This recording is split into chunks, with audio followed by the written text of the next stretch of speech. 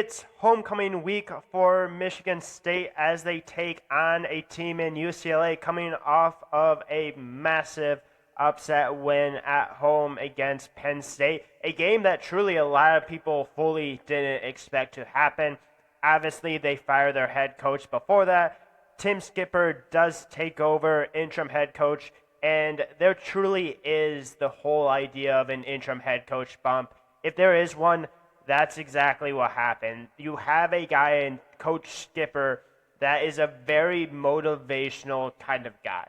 And this is a UCLA team that was in conversations for one of the worst, if not the worst team in the entire country. And they just went up against a Penn State team that you could argue maybe at the quarterback position isn't necessarily great with Drew Aller. They just went up against them and beat them. Like, this UCLA took control of the game early on. They dominated. They kind of let Penn State a little bit back into the game, but they did enough to get the win to kind of build off of a change, not only in head coach position, but an offensive coordinator, play caller as well. They have a new play caller in Jerry Hazel. Sorry if I completely botched his name. 33-year-old. He was actually a former quarterback at UCLA. He was interviewed after the game basically saying that, hey, he's still trying to get used to, obviously, play calling, but with an offense that Jerry runs, it's slightly different than what UCLA has done. And I feel like that kind of gave Penn State a little bit of an issue. I do think that plays a little bit of a favor into this matchup with Michigan State because there is some film on what this type of play call and what this type of play they want to have. There is that film now, so I think that's going to really get Michigan State's attention.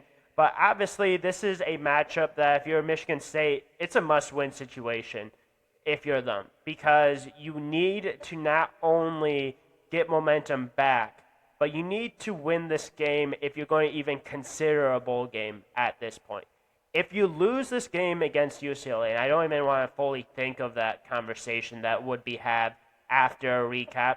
Liam's not here. Liam will talk about that as well when he jumps back on for the recap. If you want things to kind of calm down a little bit if you're Michigan State, you need to win this game. Now, does it have to be an absolutely perfect game? No, it doesn't have to be an absolutely perfect game. You need to figure out a way to win. And you have a quarterback in Nico Lumalele. Sorry, I don't think no one truly knows how to pronounce that name. At least that wasn't even anywhere close to what it should be. But going into this year, obviously everyone knows the whole situation with him. Like, he transfers to UCLA from Tennessee. There's a whole situation. This UCLA team is truly dependent on Nico.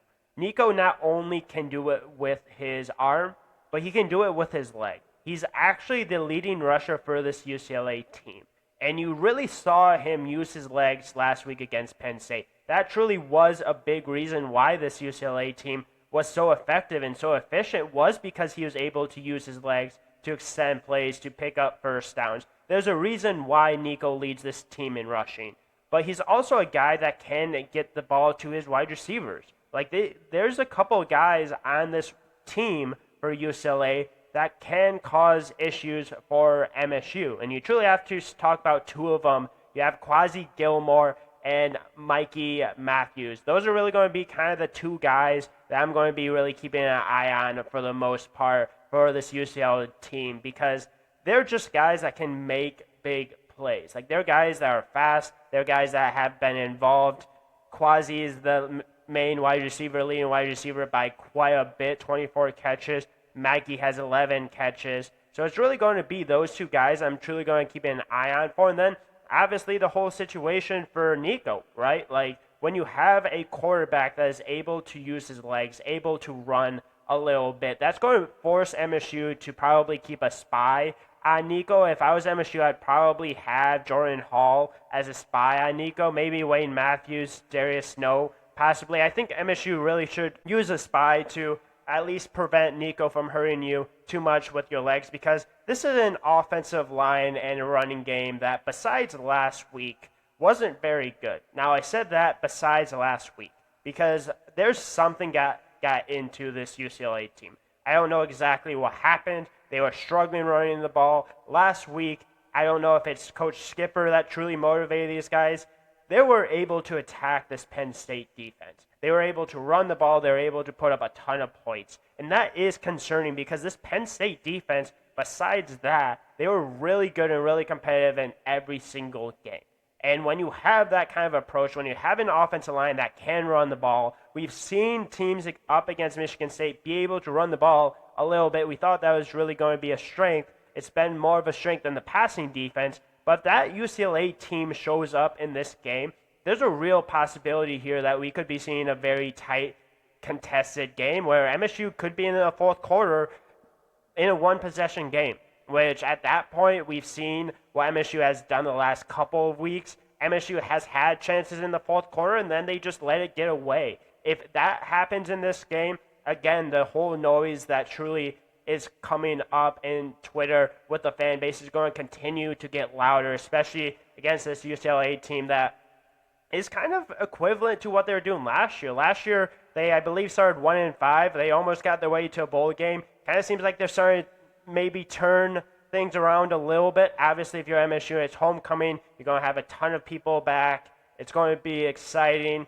You need to figure out a way to not only stop this offense for UCLA, but you need to be able to protect Aiden Childs. And that's really the other side of the ball that I want to talk about, because we talked about in the Nebraska preview and the recap the need to protect Aiden Childs, the importance of that. This is a UCLA team that has 5 sacks on the year. It's a team that is worse rushing the passer than Nebraska was. Now, Nebraska, even though they are not a great rushing the passer team, they were still able to get to Aiden Childs. Now, a lot of that has to do with certain guys on the offensive line. It wasn't completely one guy, but Ashton Lepo did not play very well at right tackle. The tackles were beat over and over and over at times. MSU is going to have to shore up this offensive line. And if you cannot do that against this UCLA team, there's a major concern that they're not going to be able to do that. And then you also have to talk about Aiden Childs. Is Aiden Childs going to be 100% going into this game? He wasn't at the end of the Nebraska game. I think he's going to be completely fine. We don't know. But what is this UCLA team going to do defensive line-wise? Are they going to be able to get pressure? Are they going to be able to stop the run? If they can do that and force Michigan State to make mistakes like they did against Nebraska, again, we could be in a very uncomfortable conversation. Now, do I think that happens? I think UCLA does get some pressure. I truly do. I don't think there's certain players that will be playing this game that play against Nebraska. I don't think you can afford that at this point. But it's about MSU coming out more prepared and ready for this game. And this is a noon game, technically an 11 a.m. game for UCLA. You need to come out fast and ready to play. You need to come out prepared. And I think that's the biggest thing going into this game that I'm truly going to be interested in seeing how this team fights back. Because MSU did exactly what they needed to do in the first 3 games.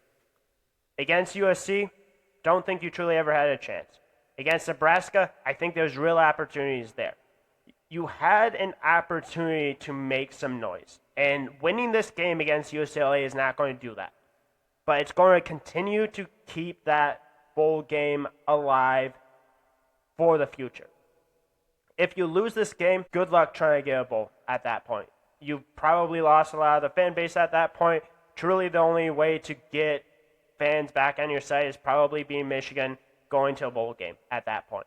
You cannot lose this game. You cannot lose at homecoming. And if you truly do, there's going to be conversations that are going to have to have. And it's fully going to be about what is this team going to do?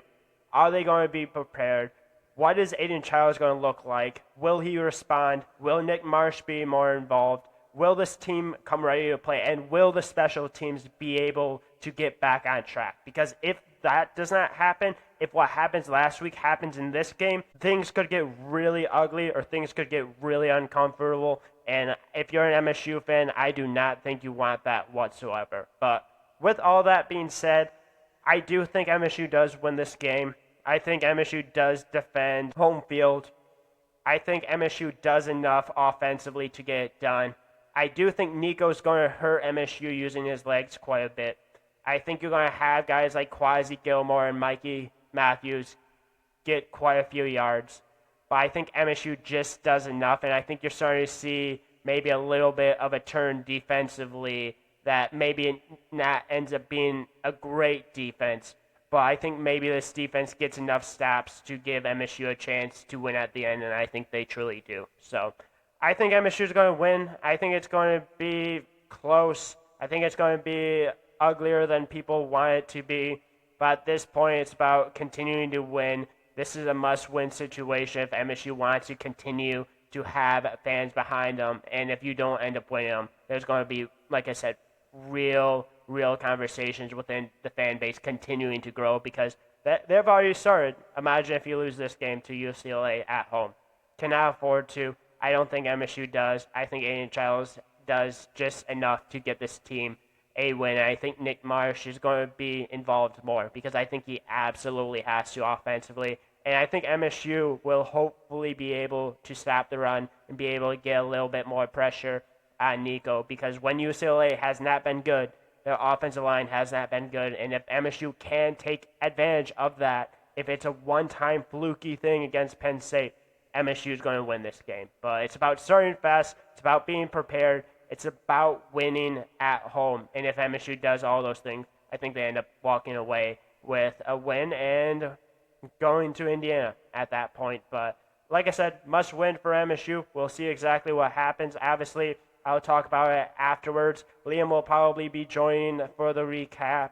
We'll talk about what happened in the game, how it happened, what are our thoughts, good, bad, indifferent. We'll talk about either a win or loss. So it's going to be an interesting one. If you like this content, make sure to leave a like, subscribe, comment, all that kind of stuff.